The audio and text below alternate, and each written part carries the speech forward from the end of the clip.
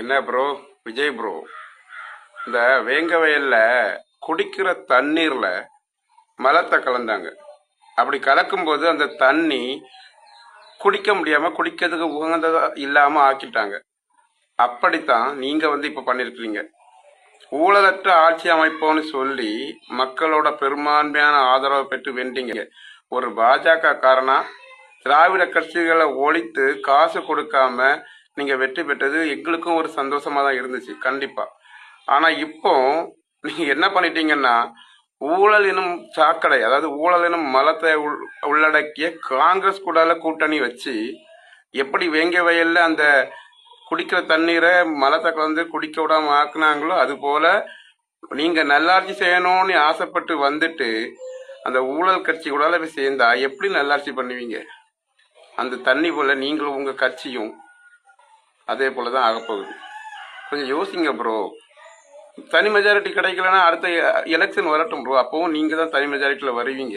அதுல எந்த மாற்றமும் கிடையாது. இந்த காங்கிரஸ் சாக்கடை கூடாலெல்லாம் சேர்ந்து ஆட்சி அமைக்கணும்னு ஆசைப்படாதுங்க.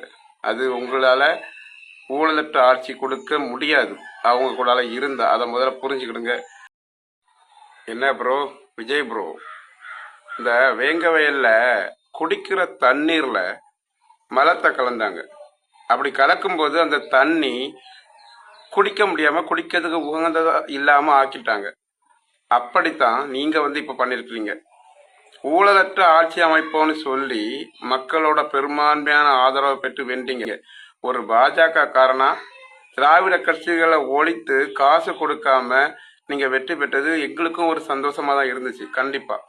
ஆனா இப்போ நீங்க என்ன பண்ணிட்டீங்கன்னா, ஊழல் எனும் சாக்கடை, அதாவது ஊழல் எனும் மலத்தை உள்ளடக்கிய காங்கிரஸ் கூட கூட்டணி வச்சு எப்படி வேங்க வயல்ல அந்த குடிக்கிற தண்ணீரை மலத்தை கலந்து குடிக்க விடாம ஆக்குனாங்களோ, அது போல நீங்க நல்லாட்சி செய்யணும்னு ஆசைப்பட்டு வந்துட்டு அந்த ஊழல் கட்சி கூட போய் சேர்ந்தா எப்படி நல்லாட்சி பண்ணுவீங்க? அந்த தண்ணி போல நீங்களும் உங்க கட்சியும் அதே போலதான் ஆகப்போகுது. கொஞ்சம் யோசிங்க ப்ரோ. தனி மெஜாரிட்டி கிடைக்கலன்னா அடுத்த எலெக்ஷன் வரட்டும் ப்ரோ, அப்பவும் நீங்க தான் தனி மெஜாரிட்டியில் வருவீங்க. அதுல எந்த மாற்றமும் கிடையாது.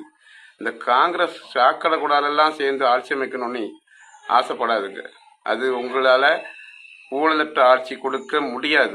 அவங்க கூடால இருந்தா அதை முதல்ல புரிஞ்சுக்கிடுங்க.